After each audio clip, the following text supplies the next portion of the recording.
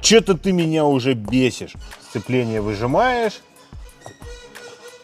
Но вроде как говно, вопрос, снимаю короб.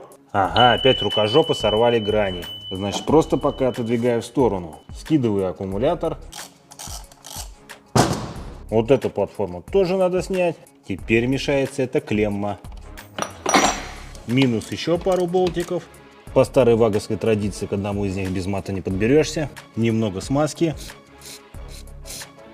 Да, закручивать крайне неудобно. Хорошо, что есть гнутый. Момент истины. Ура!